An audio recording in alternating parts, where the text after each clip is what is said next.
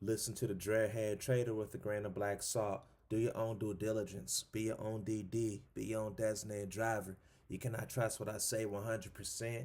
Know I have your best interests and I always keep it 100.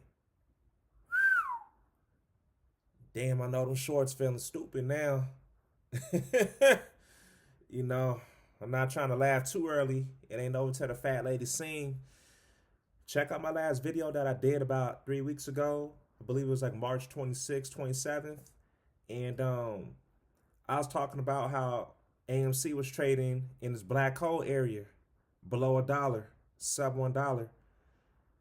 On the 27th, it hit an all-time low of 93 cents. Look at this blue square right here. Ever since that date, exactly 3 weeks, 3 weeks later, we are up 100%.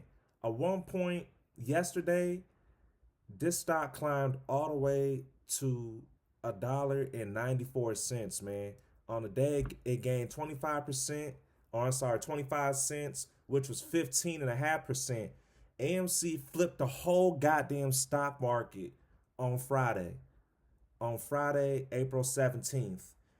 And it busted right through this resistance line of 179.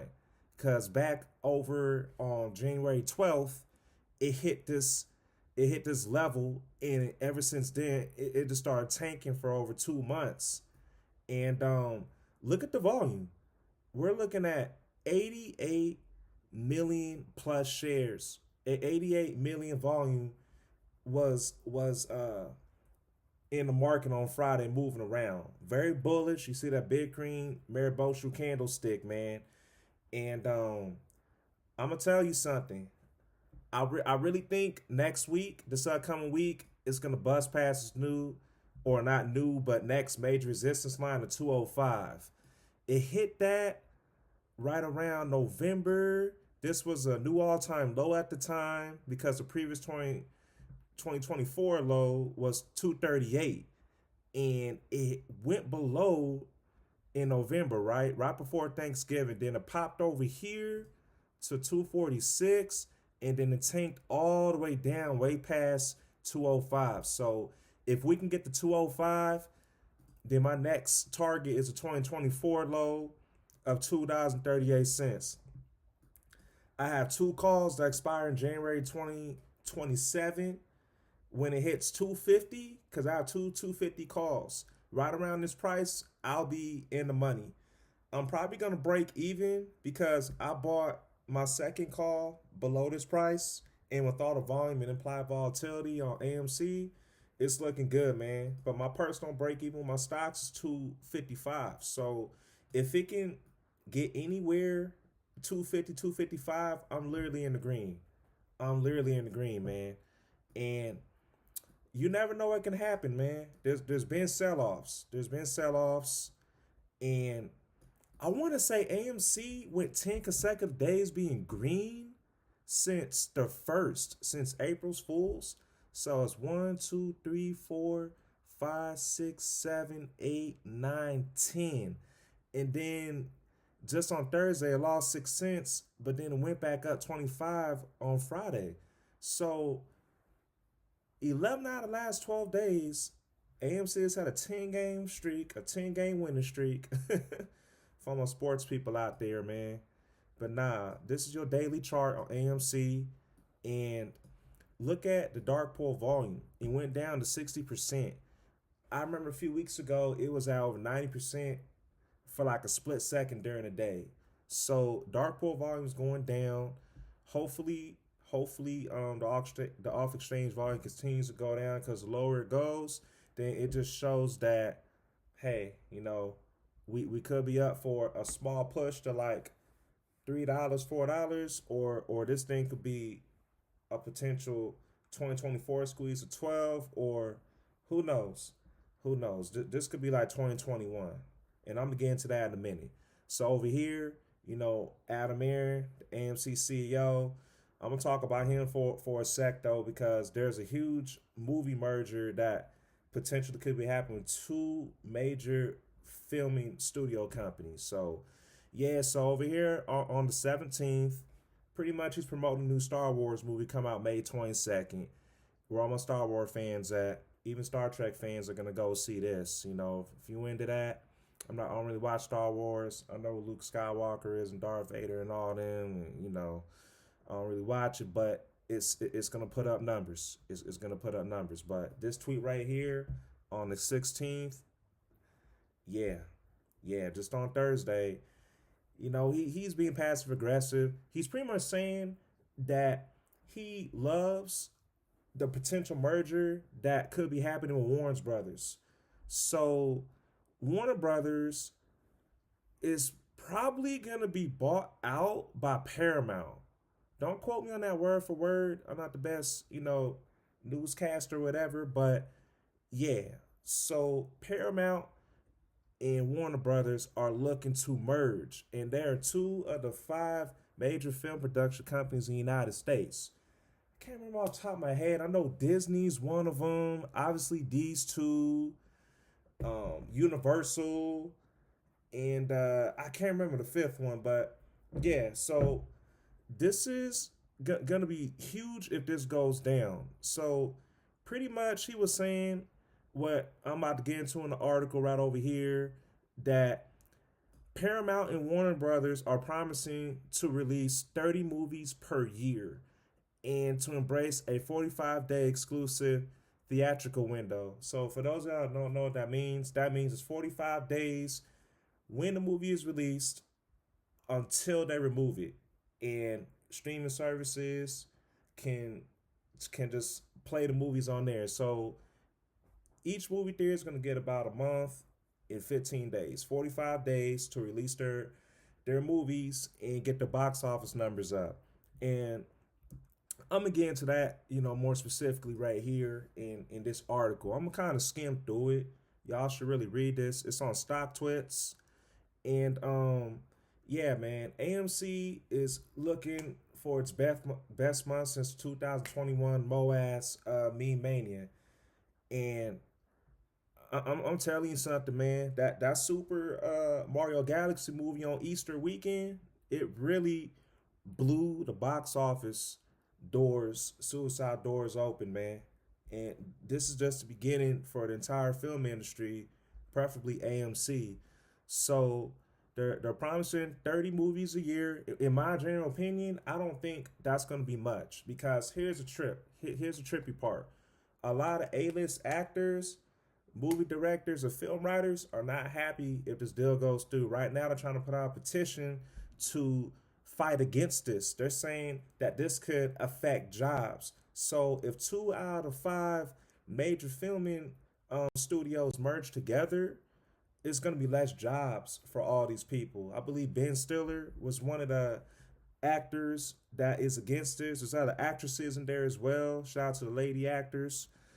And a lot of film directors and screenwriters are unhappy with this if it goes through. I believe it's like $110 million they're putting up for this or something. I can't find the price exactly of what they're bidding. I think it's 11 billion. My bad. I want to say like $11 billion deal they're doing, and basically, man, these two companies, Paramount and Warner Brothers, are trying to take over and have more leverage of how they're gonna make revenue and how they're gonna control releasing films. Because if they're promising 30 films a year, that ain't nothing, bro. Like like the average amount of movies that Disney and Universal and them put out, Paramount, they put out about 8 to 20 movies a year on average. Disney puts out probably the least amount, but they put out bigger hits. They put out bangers. And it's just them just trying to make it seem like it's a great deal, but in reality, they're in it for the money. They're trying to make the competition less. Like an analogy for this would be like the NBA, like LeBron James former super team of Miami or Cleveland. You're not really trying to work hard, trying to make the competition easier by merging with other boss companies. Here it is, $111 billion deal. If this goes down, my bad, man.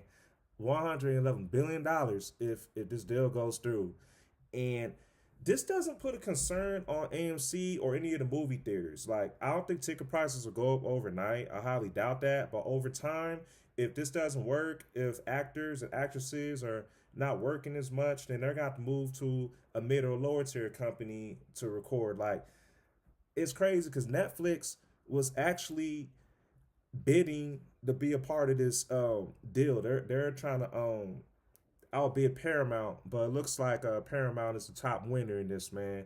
And I'm just scrolling on down. Don't mind me, but I'm pretty much giving out the main details of this article.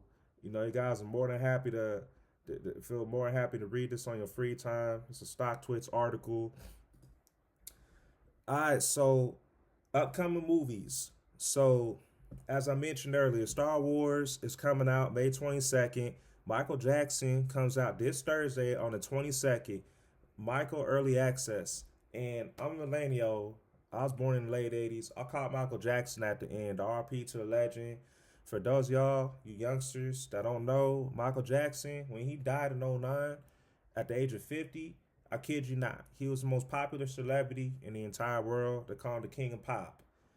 Arguably the greatest entertainer of all time. You could throw Prince up in there. I mean, Gen Xers and baby boomers, y'all gonna have to get in the comments and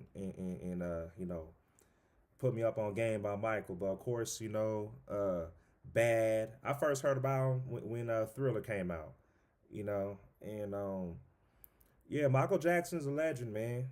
Watch This Is It if you want to see the last of him when he was alive. He was supposed to go on tour and do 50 shows across the world in like I think 50 or 60 nights. So he was too old to do that, man. And you know what I'm saying? I'm not really gonna say too much about why I think he passed away, but you know, if you're gonna own all the Beatles catalog, man, and purchase Sony, people ain't gonna like that, bro. And I'm gonna keep it at that. But I'm telling you, Michael Jackson, bro, the boss of all bosses, man, he was a genius. He really, you know, gave the record labels a run for their money, man. You know, same with Prince too. Shout out to those two legends, man. And then you got Mortal Kombat coming out May 8th. I'm telling you right now, man. Like Mortal Kombat 2 is gonna be a banger. And if you like, Better Call Saul, aka Breaking Bad, this is the actor right here. He gonna be new movie called Normal. That could possibly do some good numbers. Then you got a kid movie over here, Under the Sea 3D, coming out in April. These are both April releases. Speed Racer. Damn, where are my Speed Racer fans at? I grew up watching this, man. This comes out on 420. This is just some previews and some samples, man, of some of the movies that are coming out. So let me just show y'all the weekly chart real quick, man. Look at that, bruh. Look at that, man. 37% last week. The week before that, 20%. 18% the week before that. Monthly chart, man. Let me spread this out so y'all can see this. Let me spread this on out, bro. Yeah, man. 89% so far in the month of April. And if you look up here, its worst month that I recently had AMC was 36%. It went down 89 cents in the month of December. So the fact that it's already up 88 cents and this is just the first couple weeks, halfway through the month, over halfway through the month, excuse me, heading on 3 weeks, the sky's the limit. Like, share, subscribe. I ain't gonna lie, bro. YouTube has been trying to make sure that I don't get this algorithm out. Every time I post a video with AMC, they try to ask me if I want to privatize it. And I always say, no, I want to publicize. I want to make it public. And they're trying to say that, I can get flagged. What am I getting flagged for?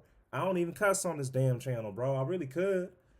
I'm not shaming nobody. I'm just letting people know the truth about, Wall Street scamming everybody. Shout out to the apes. Shout out to the original investors from 2020 and 2021. I'm in this fight too. And I got 900 shares and I was down 1,400 3 weeks ago, man, when I was down here.